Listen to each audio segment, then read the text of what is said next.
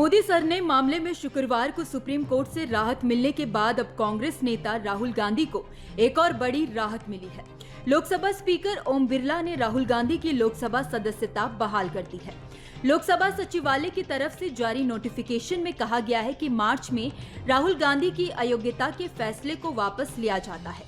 लोकसभा की सदस्यता बहाल होने के बाद सोमवार को राहुल 137 दिन बाद संसद भी पहुंचे। राहुल के संसद पहुंचने के बाद कांग्रेस और उसके कुछ अन्य सहयोगी दलों के सांसदों ने उनका जोरदार स्वागत किया और उनके समर्थन में नारेबाजी भी की। खबरों के मुताबिक राहुल की वापसी से सिर्फ कांग्रेस और सहयोगी दलों में खुशी नहीं दिखी, बल्कि सत्ताधारी बीजेपी भी खुश है। अब सवाल यह है कि बीजेपी क्यों राहुल की सांसदी बहाल होने से खुश है।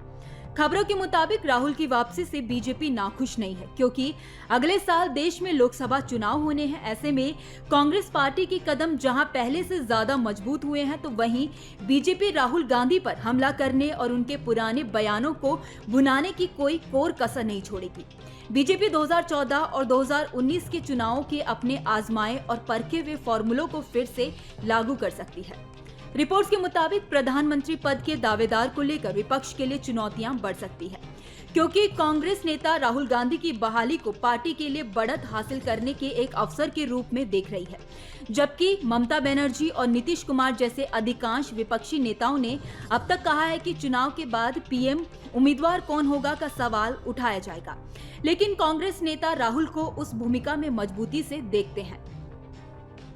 कांग्रेस ने बीजेपी पर एक भाजपा नेता द्वारा दर्ज मानहानि मामले में राहुल को दी गई 2 साल की सजा की साजिश रचने का आरोप लगाया है, जिसके कारण उन्हें संसद से अयोग्य घोषित कर दिया गया था।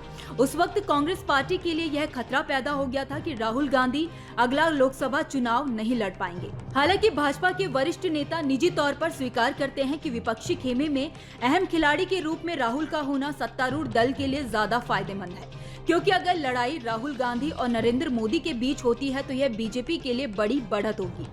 बताया जा रहा है कि 2024 के लोकसभा चुनाव को लेकर मोदी फिर से अपनी मजबूत छवि और विकास के मुद्दे पर चुनाव लड़ रहे हैं।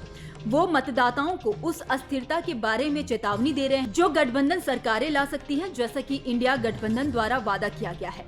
वह मतदाताओं को विपक्ष के भ्रष्टाचार और वंशवादी राजनीति के इतिहास की भी याद दिला रहे हैं, जिसे मतदाता पहले 2014 और 2019 में खारिज कर चुके हैं।